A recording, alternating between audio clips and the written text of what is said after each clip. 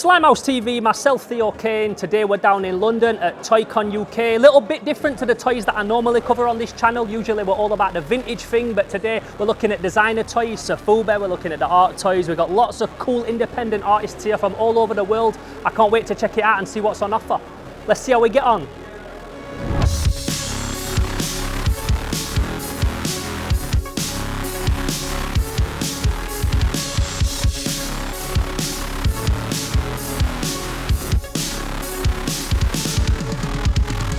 What's the latest piece, what you brought today that's the latest thing you've worked on? So the new piece is Frank Uzman. So he's based on the sort of the Japanese keshi figures, muscle men, monsters in my pocket. Monster in my pocket vibes all day. Yeah, and he sort of sits halfway in between like the height of a monster in my pocket and a muscle man. And all hand sculpted as well? All hand sculpted, little backstory. So he's got a full-on backstory on the packaging as well. And I really wanted to try and make it that kind of like Japanese bootleg toy that you might find, you know, in a market somewhere. Yeah, in a gachapon machine in exactly. Akihabara.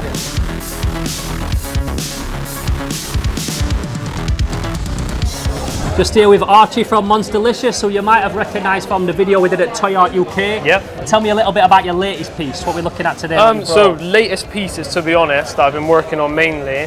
So I've been working on some metal sculptures. Most of them have now sold. Yeah, so we've got the main one, which I'm glad you've not sold it because I wanted to show it. Yeah. I hope he sells it straight after this video. That one's not for sale yet. Is it not? No, it's that was the tester cast. So that one will gotta make it perfect first. What is this made in? So that's copper. This is solid copper. So it's heavy. You can't tell from.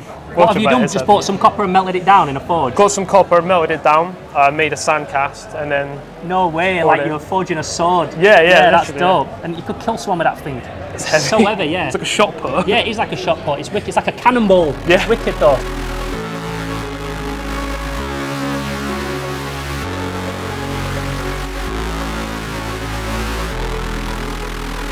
Just here with Dan from Unboxed Industries. Just tell me a little bit about your background in this toy thing, because as long as I've been on the Sofubi scene, this stuff's always been like such a big part of it. That's it's very, very kind of you to say so. So we started the company around about 15 or 16 years ago with a friend of mine in Hong Kong. It was a very steep uphill struggle to kind of get into manufacturing, because at that point, because we work out of China, and people were kind of like very reticent or resistant to manufacturing outside of Japan. But my colleague has a background in engineering and 3D prototyping, and we were kind of mentored by people that were working for Bandai at that time, making toys for Japan in China. So we learned from them, and we set up our own factory and got a team together, and then just started manufacturing and also sourcing materials from Japan to kind of like get the best kind of quality product. What would you say are like some of your staple pieces?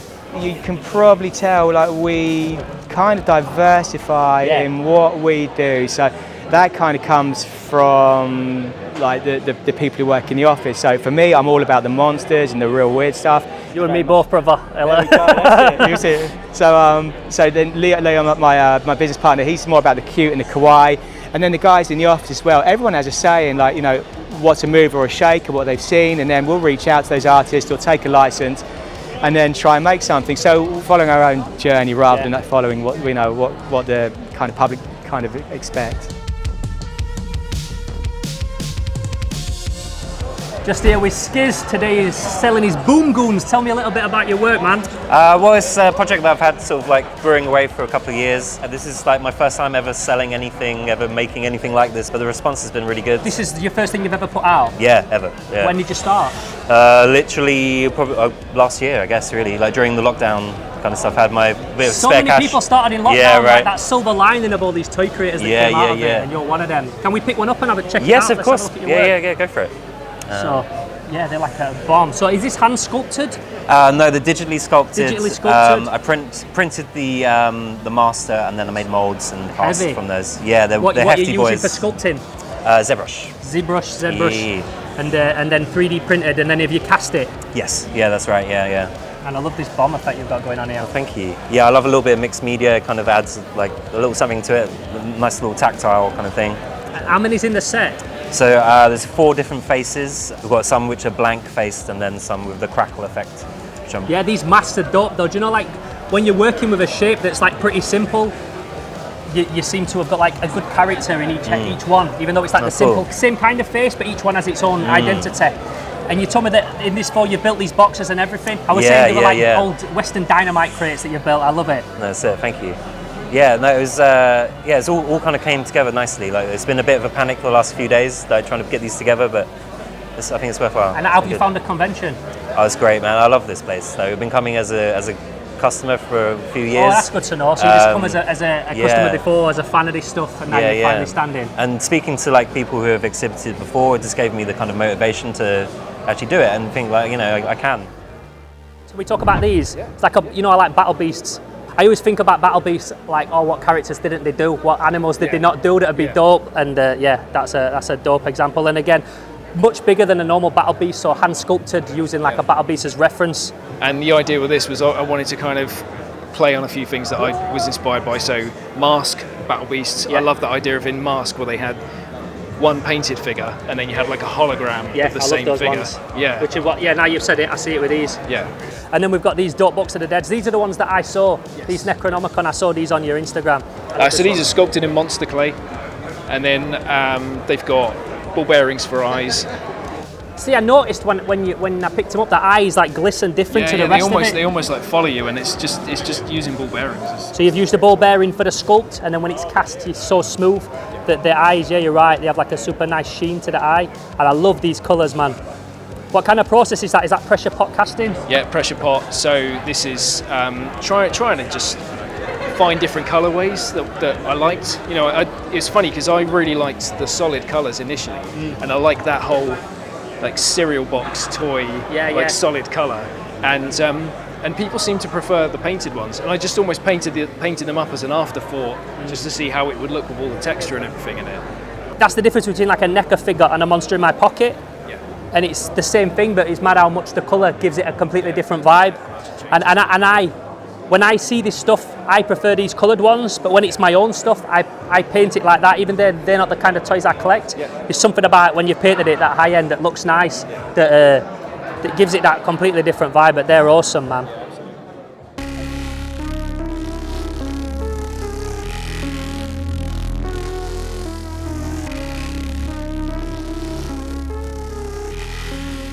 Just here with Hack-On Collectibles, art, clothing, he does all sorts of cool shit. And we had a catch up at Toy Art, that's where I last saw you. Last September. And since then you've done loads more since I've seen you, but I want to talk about these today. Yeah. So this Hack-On's made action figures that are actually set in slime, which is a good one to pick up. So tell me a little bit about where this idea came from. Well, the first ones were Viking slime wizards because they had like a slimy tentacle and stuff and ends. So I was like, well, there was like all the toys in the 90s, like what were the ones that like sewage things and you like dipped them in water and all Trash that? Bag bunch. Trash bag. Yeah, just love that like shit. All that sort of stuff I'm in slime the 90s. house, man, I love the slime shit. Yeah, so I was just like, why don't I just fill the little box with slime and then put the figure in it and then do it like a blind box? So then that's how it came about. And do you know what, like in this game where so much has already been done and so much things have already been done 100 times over, like I've never seen that. I've never seen a blister pack that's sealed in slime. I don't know, I ain't seen it. I think that's dope. And back in the 80s and the 90s, like not only was slime a big thing, but you were just talking about Trash Bag Bunch, which were like a blind bag figure where you wouldn't know what you were getting and you dissolved it and then you'd see the toy. So that's the vibe he's gone for with these, and I think it's awesome. Just back again with Cassius, and you'll remember this guy from the last time we hooked up with you, which was at Toy Art UK. Toy Art UK in Leeds. Toy Art UK in Leeds, and that was the first time I met this guy. He'd been doing bits at the time, but it looks like you've stepped up the levels loads since then. Upgrades. And I want you to tell us about this new thing that you've got, the new B-Buddy, right? Tell us a little bit about this. We'll start with the small one. Okay. So we've got the B-Buddy. This is my original toy we started with. And then we've took the casting of the B-Buddy and added a skeleton into it.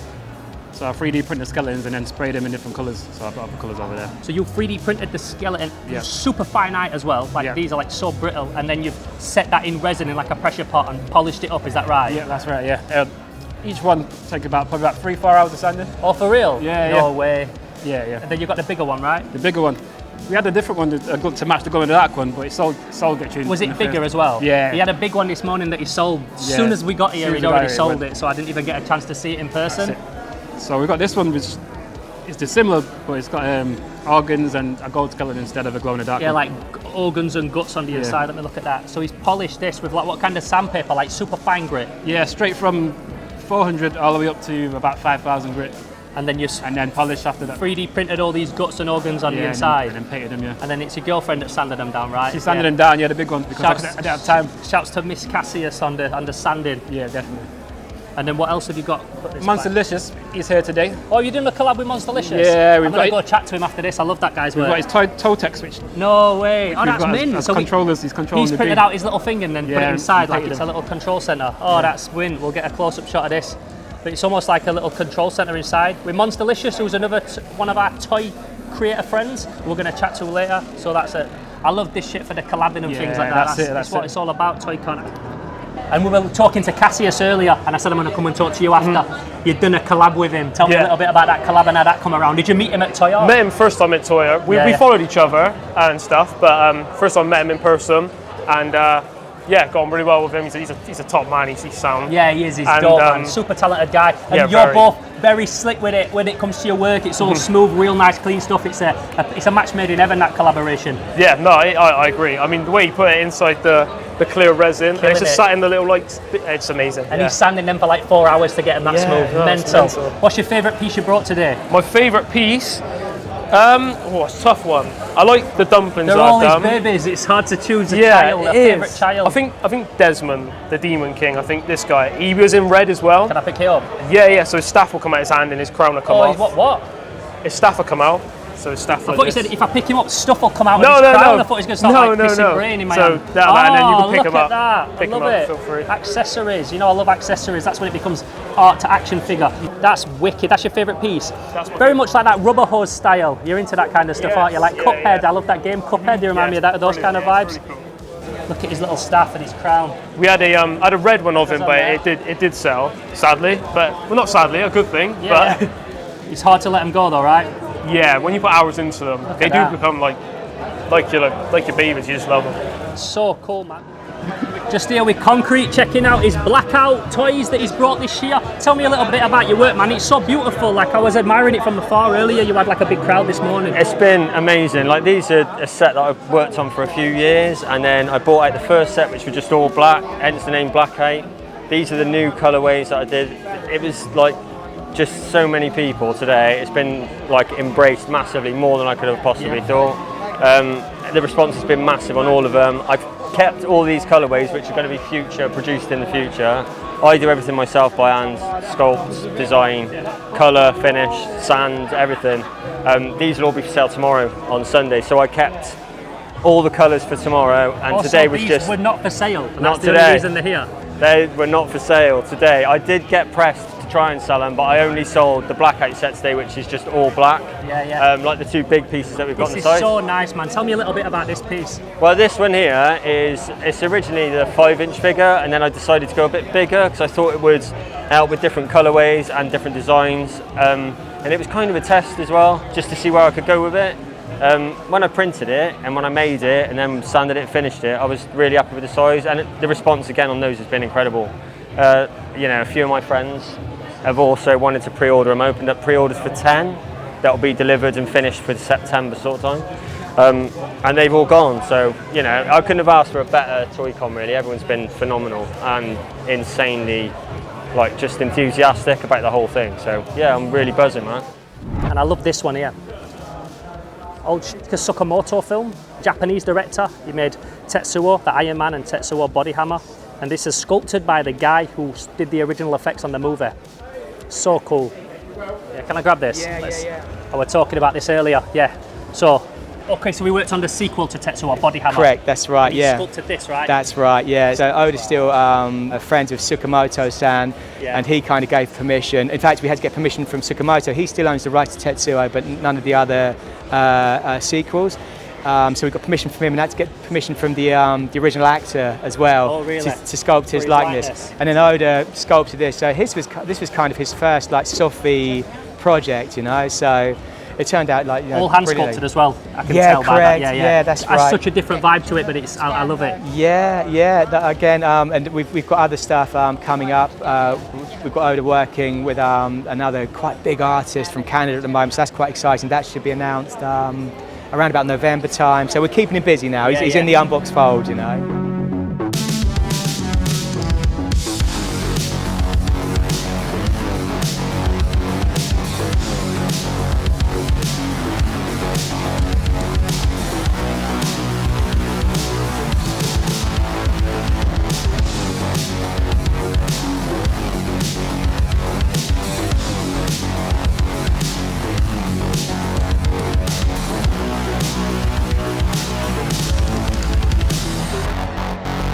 So things are starting to kind of like wrap up now here at ToyCon on day one. There's going to be a whole other day of it tomorrow, but we've got something else planned for tomorrow. But it's been an awesome day. Shouts to ToyCon for inviting us down and letting us film the event. Spoke to some real cool people and they're going to come away feeling very inspired. Got given some really awesome stuff by dope independent artists who came and saw me from Slimehouse TV and passed me some dope stuff. And then the prize piece I'm coming away with is this thing by Sunguts, which is a dope big Japanese vinyl shark, Sofubi. Check that. I couldn't leave it and it was such a nice price. I would definitely recommend coming to this show if you're into Sofubi and kaiju and art and all that cool stuff. It brings all that stuff together at these events and it's so cool. So that's us here at ToyCon UK in London, and I'm going to go because I'm tired and we've got more stuff to film. Slimehouse TV, shouts to Rocky Robin on cam. We'll catch you in the next video. Until then, I'm gone. Pow!